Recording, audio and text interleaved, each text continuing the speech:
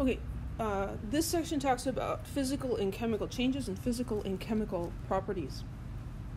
So matter undergoes changes. Some of these changes we classify as being physical changes. These change the state of the substance or its appearance, but the composition remains the same.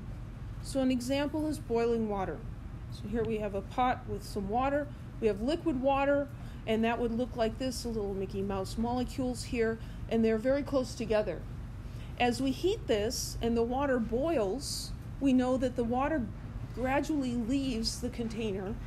What happens is it goes into the gas state and it floats away into the atmosphere. In the gas state, the water molecules are exactly the same. What's different is how they are relating to each other. There's a lot more space between them, and they're moving faster. But the molecules themselves are the same. So that's a physical change. We haven't changed the particles. It's the same substance. Okay, another example of this would be if you took a piece of wood and you sawed it in half. Now you have two pieces of wood and they are smaller than previously, so they have changed, but the substance is the same, right? That's a physical change.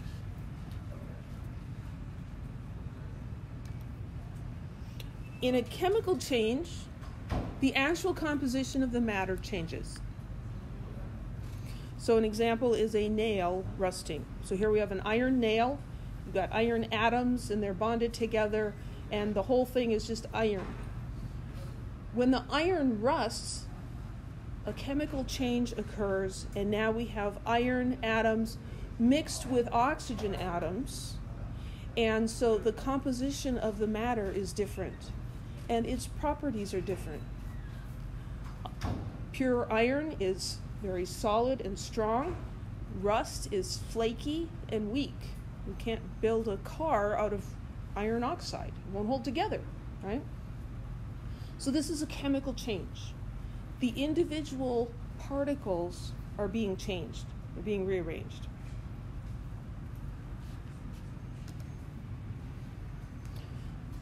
Here we have some dry ice. Dry ice is cool stuff, literally. So here's dry ice. It's solid carbon dioxide. Carbon dioxide under normal conditions is a gas.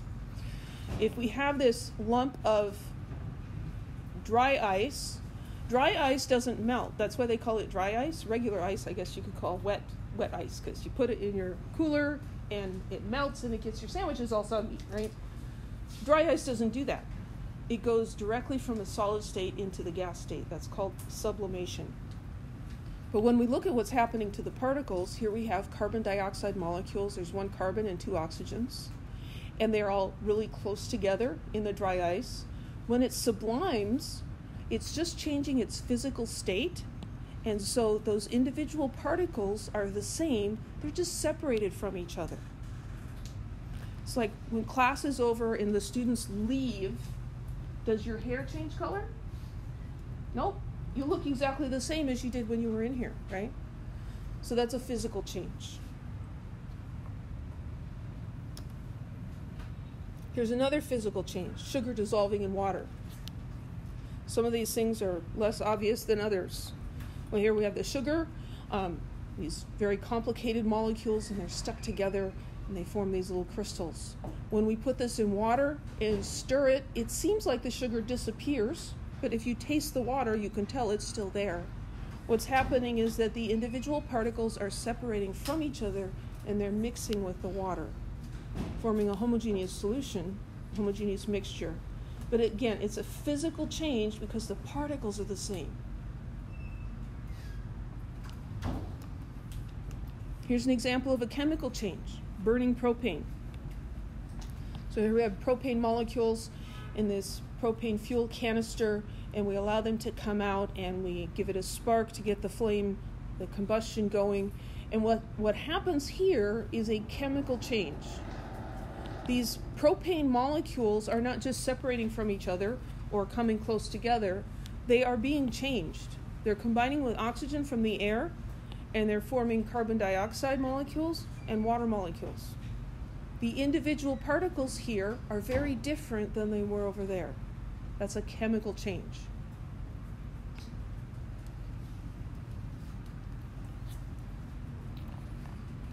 So those are the changes. No, those are the, good grief, what am I talking about? Yeah, we started talking about changes, and now we're going to talk about properties. It's very confusing, because they're both chemical and physical.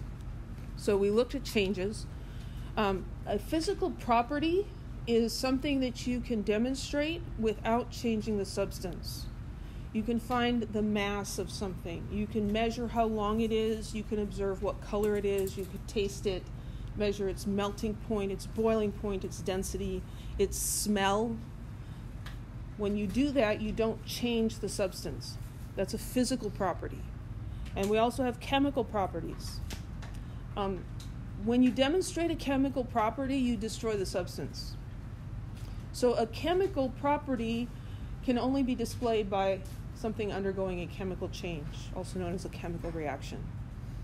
So observing the smell of gasoline, that's a physical property, but the flammability of gasoline, when you demonstrate that, you no longer have gasoline because you've destroyed it in the process of demonstrating that. Some other examples are corrosiveness, acidity, toxicity.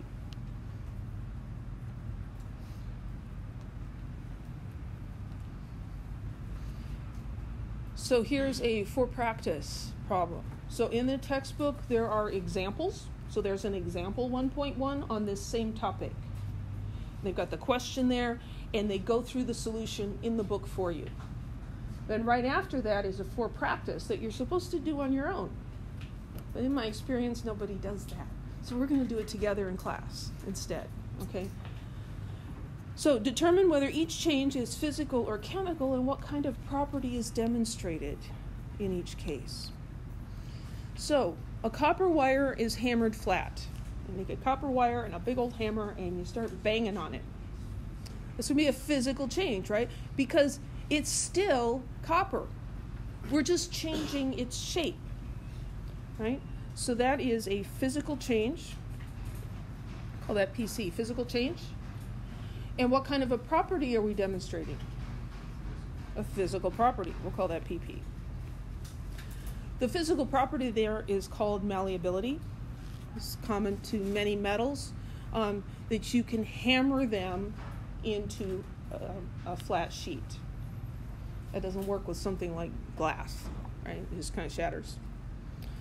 Okay, letter B. A nickel dissolves in acid to form a blue-green solution. So that's going to be a chemical change. What's happening there is the nickel is reacting chemically with the acid and forming nickel ions that can be suspended in solution, and they have a blue-green color, right? And that's a description of a chemical property. CP. I don't know how helpful that is. Okay, dry ice sublimes without melting. Physical change? Yeah, physical change. Because it is still carbon dioxide. It's just not solid anymore.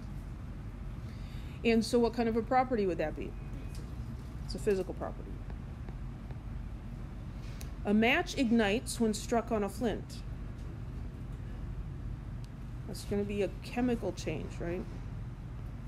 Because after you've lit the match and you blow it out before it burns your fingers, can you do that again? No, because you've destroyed it, right? And so what kind of a property is that?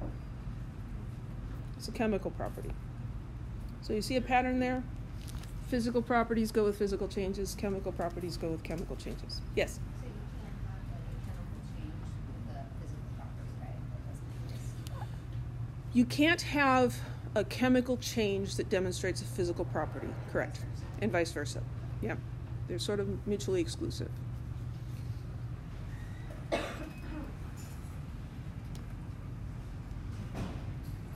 Conceptual connection. The diagram on the left represents liquid water molecules in a pan. So that's this one right here. Which of the three diagrams best represents the water molecules after they have been vaporized by boiling? So vaporization is going from a liquid to a gas. It's a state change. Should that change what the particles look like? No. So which of these would be the most accurate? A. Because we still have the same little particles. A change has occurred. These guys are touchingly close. These guys are separated from each other. This is a gas. That's a liquid. They're different things. There's a change, but the individual particles are intact. Now, you can do this to water. You can actually do it with a 9-volt battery. Just drop a 9-volt battery into some tap water, and you'll see some fizzing, and what's happening is the electricity is separating the water into oxygen and hydrogen gases. But these have different characteristics than water. That would be a chemical change. Any questions?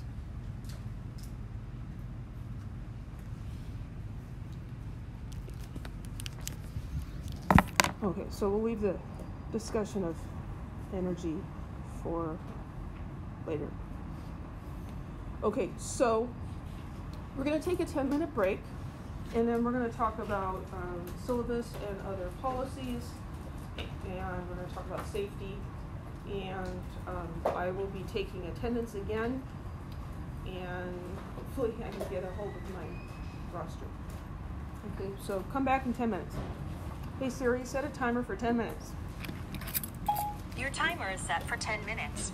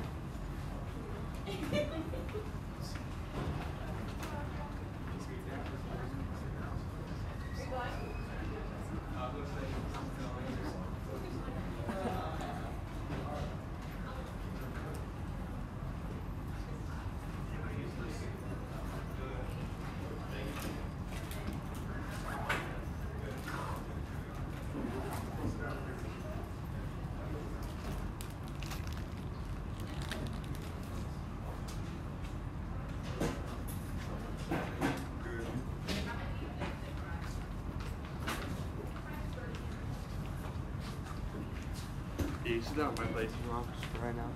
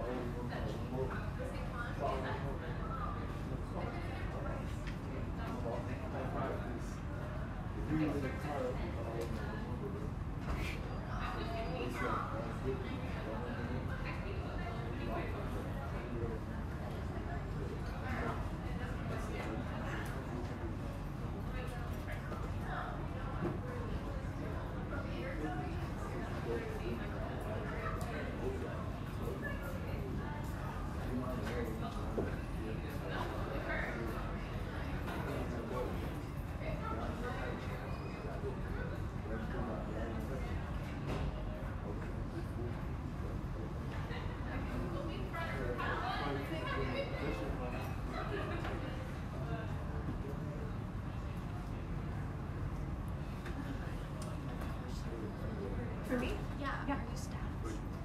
I'm Omar. Do you know, like for our prep hours, so we have 5 for this week, right? Are you new? Yeah, it's my first Okay, semester. so you clock in for us. Yeah, so they didn't really go over like where's the preferred spot to Just go into just the like in tutorial the drop center. in or something. Yeah, so I'm just gonna go today. I would go in, clock in, see how busy it is. Yeah. If there is room there, just go there. First day. You probably won't be busy. If you're gonna do it later in the week, whatever you have to get done, it might be busy. So then you can just clock in and go to the library, or clock in and like maybe go to where we are embedded or whatever. Just as long as you're like working. Yeah, I want to do it, but Or you have your schedule, right? no. So that's the other thing. They didn't print it out at orientation, and I talked to Trisha about it, and like a couple other students wrote down their like name and everything. Did they She never email got you? one. No, she never got Okay. one. So go in today. If it's not printed out, ask Matt to print it out. If he is not there, yeah. Anyway, just say, hey, I haven't gotten my schedule. I need it. And they'll print it out in a little They'll format. print out one, right? So it'll be 4. Yes, They'll yes. print And out how many one, copies? and they should let you know how many copies you need to make.